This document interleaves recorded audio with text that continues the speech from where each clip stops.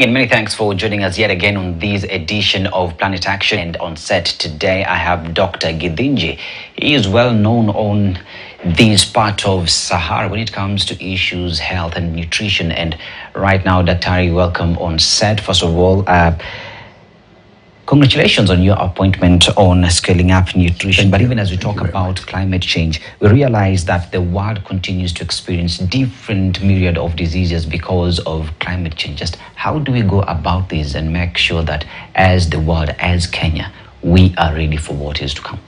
Yeah, I think the challenge of nutrition is a critical challenge. And the reason I say that is because whereas some people may think of nutrition and hunger as an individual problem, it is actually a population level problem. It is a problem of a country's socio-economic development. Because if you look at nutrition, especially in the first 1,000 days of a child, which is what you're referring to, is the foundation on which education is built. If you are not well nourished in your first 1,000 days, then your brain doesn't develop well to build adequate cognitive capacity for you to understand education and to get good quality education and therefore to be prepared for the workplace. So nutrition is critical for a country's socio-economic development.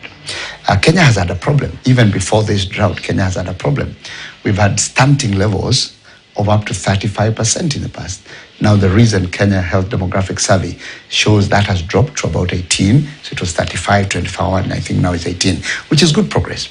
But that progress is driven largely by, people's socio-economic development, education of women. When women are more educated, they're more likely to know how to feed their children. Also, they're more likely to find income.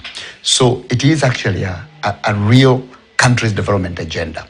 Now, with the drought that we've seen, it means that these gains of bringing down stunting to 18% as per the current survey is going to be lost. We might actually see stunting going up, especially in those counties. And even when you talk about Kenya having a stunting level of 18%, that's the average. You find that in counties where there is drought often, you find that the rates of stunting are much higher. This 18 is the national average. So this drought that we had because of climate change is just going to make these matters worse. And therefore, what we need to do is we need to quickly identify social policies that actually help us to stall the effects of this long-term drought. And that's what really the government needs to work on through the health system, education system. We must protect individuals. And when we protect them, we are protecting them for protecting the country's socio-economic development and the future. Now, Dr. climate change effects continue to cause myriad of challenges in the world right now. In Kenya, we just experienced the worst drought in over 40 years. We talk about stunted growth in children. We talk about women risking their lives to go such. Just how do we make sure that we take care of these demography? Because what is being experienced today will affect them in the years to come. You see, the first challenge is that I don't think we brought the climate action conversation to human beings. It's been a lot about carbon and carbon emissions. It's been a lot about energy production, fossil fuels. But when you think about it, the reason this is important for us is because of human lives. That's the reason the whole climate action is not important because of industry. It's not important just because of how much carbon goes to the air or how much fuel gets extracted, how much renewable energy we use. All these conversations rotate around better lives. And health and nutrition is really what I would call the human face of the climate action conversation. And that was missing. Even when we went to COP27, we saw that actually, other than industry, the closest we came to human life was agriculture. We didn't see much mention of nutrition and health. But luckily, in COP28, that is going to happen in Dubai, through advocacy and people pushing to ensure that human life is put at the center, the presidency of the COP28 has now included a day on health, which means that health is going to be discussed alongside energy, agriculture, and all these other things, which is good movement. The most important thing is for the world to recognize that the reason we are doing all this is because of human life. Now, once we do that, then we ask ourselves the question, how do we save people's lives and livelihoods? What is the role of the continent of Africa? Is to ask ourselves, beyond the impact that is already showing with global warming, because most of us believe that global warming is inevitable. We have seen it, it's already here. It's not something we're waiting for.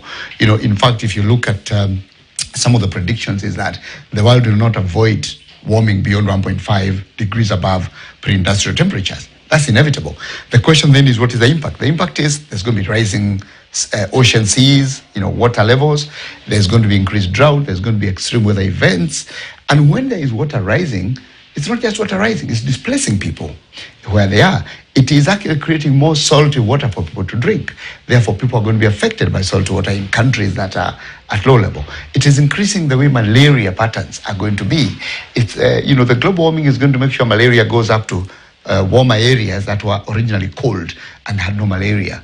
What we say now in Kenya, we say malaria is likely to be in the western Nyanza region. It's going to be in central Kenya and everywhere else because of the warming. It is going to affect the food patterns, going to affect water scarcity, energy. All these things are going to be affected. So the question for Africa is, what's our role? On one side, how do we help reduce the global warming? And how do we help countries achieve their global warming targets or the reduction of global warming targets? We can do that by using our diversity. Africa is diverse. We have a lot of trees. We have, geothermal. We have all these things. So we can actually increase our renewable energy and help other countries. And we can use our forest cover to absorb more carbon so that we reduce the carbon emissions. But on the other side, there's an agenda of adaptation. Because the global warming is happening, how do we ensure health systems are protected? How do we ensure that people are protected against the drought and there is food available? Who is going to fund the school feeding programs for the children who are poor? Who is going to feed the improvement of water sources for people? Who is going to actually ensure that all the impacts of this warming are reduced? And that's the adaptation agenda, even as Africa supports the world in reduction of carbon emissions through its forest cover. So these are the questions that need to come to the center. And we are hoping that the summit that happens in Nairobi and the COP28 in Dubai is actually going to bring human life at the center of the conversation. Now, Daktari, as we talk about climate change, we have different diseases that continue to be associated with climate change. Let's talk about Ebola, we talk about COVID-19 and other disasters that we expect will come due to this problem that we face. So how do we get prepared as a country, as the world, because this is here with us as we speak? The first thing to say is that we are not prepared. That's important to know. We are not prepared. The conditions that led us to COVID-19 are still the same that we are living under. Nothing really has changed. The second thing to say is that we know that disease outbreaks, climate-related health emergencies are increasing. WHO says that in the last 20 years, about maybe 15 years, the climate-related emergencies have increased by more than 25%. Actually, out of all the health emergencies reported WHO, 56% are climate-related. 150,000 people die annually because of climate-related, health issues. So we know the issue is there. Now the question is, in every country, there's a health system. That health system is expecting these emergencies to continue. Some of those include, like Malawi, has had its longest ever cholera outbreak. Kenya is actually also facing almost one of its longest ever cholera outbreaks in some of the countries. The question then, what must we do in the health system? Because we know this is a reality. What must we do to protect the health system and protect the people, even as we wait for the tide to change on global warming? The first thing is to have early warning systems. Early warning systems mean that the health system and the Ministry of Health must work with the meteorology department, must work with agriculture. They must work together as multi-sectoral approaches to say, for example, what are the patterns of outpatient attendance, and what are the patterns of malaria related to the temperature changes, which are tracked by the meteorological department? How is it that this new malaria Stephensi, how is it moving? What are the patterns based on temperature? Those are early warning systems. How do we use community health workers to identify changes in their communities where they are?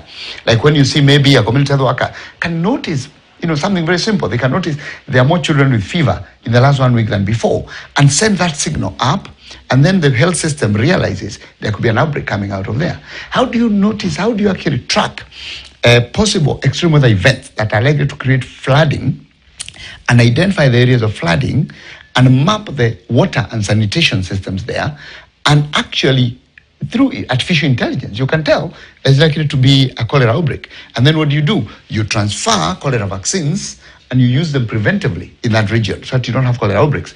This is what the health system needs to do. Early warning systems, disease surveillance, and then prepare itself to the response ahead of the extreme weather events. But that requires the health system to be a part of the conversation. You'll be surprised now that not in many countries in Africa have the Ministry of Health or the Minister of Health in a climate cabinet committee, because it's never been seen as a health issue. It's been seen as an environment issue, energy issue, financing issue, agriculture. Now we are working together with the Ministries of Health, including our own ministry in Kenya and WHO, to ensure that the Ministers of Health and the Ministries of Health are included in the policy dialogues on climate change. Once we do that, the next step is to say, now that we have the Ministries of Health, the technical people in these ministries will be able to guide and say, these are the key areas, like I've talked about, that we need to focus on. Those areas then will be made part of the country's commitments in what we call the nationally determined contributions. So this country, Kenya, is going to focus on the following things: mitigating climate change, but also adapting, and health, disease surveillance, early warning systems, mapping, whatever, eliminating malaria are going to be part of the conversation. So that's the way we need to go.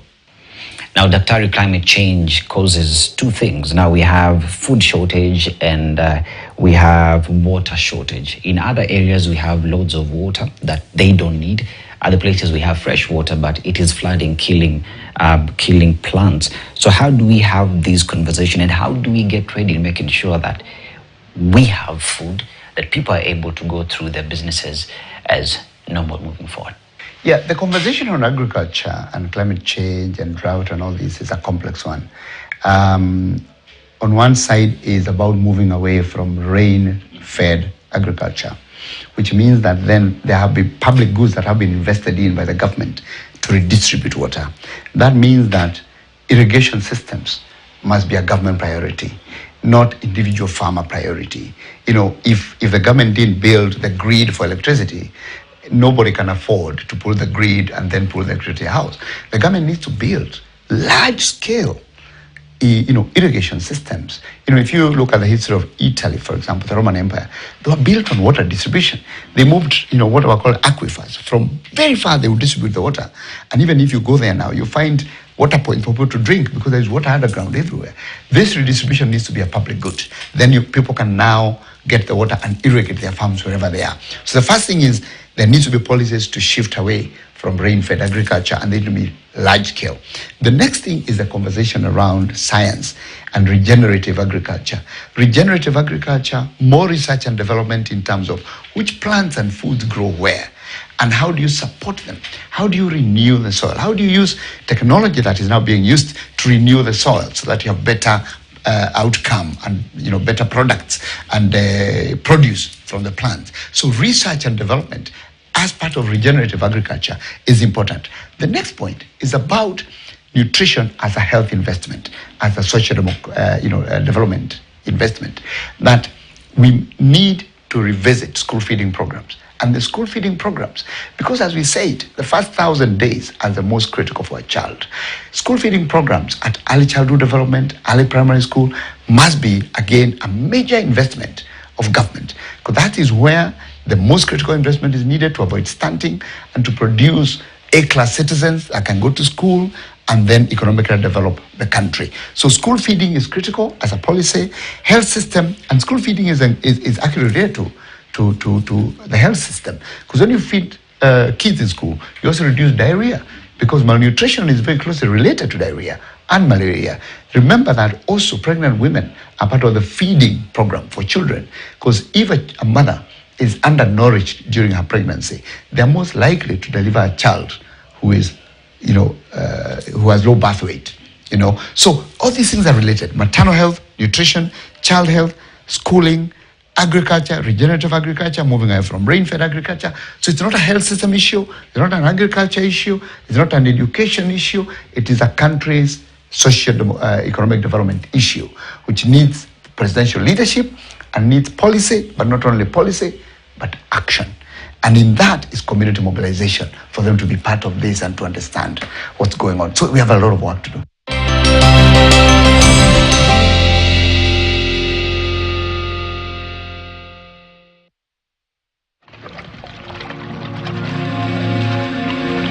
Nature has a rule that creates a balance. Wildlife and humans are meant to be in their own habitats. Human destruction of nature has led to climate change, which in itself brings its own risks to humans, plants, and animals.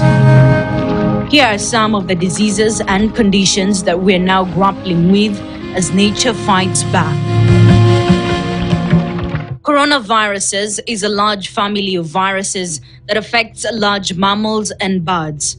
However, they're easily transmitted to humans where they cause respiratory diseases. These conditions range from mild colds to severe ones. Animals such as camels, pigs, large cats, and even wild birds are known to host these viruses. The coronavirus disease that broke out in 2019 is the worst of its kind. This is why it was called COVID-19. It is still ranked as a new disease. Rabies. This is a viral disease affecting the nervous system. While it is 100% fatal, it can be prevented through vaccination. However, undomesticated animals, including wild dogs and bats here in Africa, are known common carriers of the virus. But human encroachment into the habitat of these animals is solely to blame for the spread of the disease. Bacteria and viruses are common causes and catalysts of infections that affect human beings. On their part, fungi have been known to be responsible for minor health issues. This is because the human body temperature is not conducive for fungal survival. But as temperatures continue rising, pathogenic fungi, which causes diseases in humans and animals, are expected to be more deadly. According to a recent research by Duke University in Carolina, some of the fungi that could turn deadly include Candida auris and Candida albicans. These two are responsible for the rise in cases of candidiasis disease. As environmental degradation continues, extreme weather conditions may be witnessed.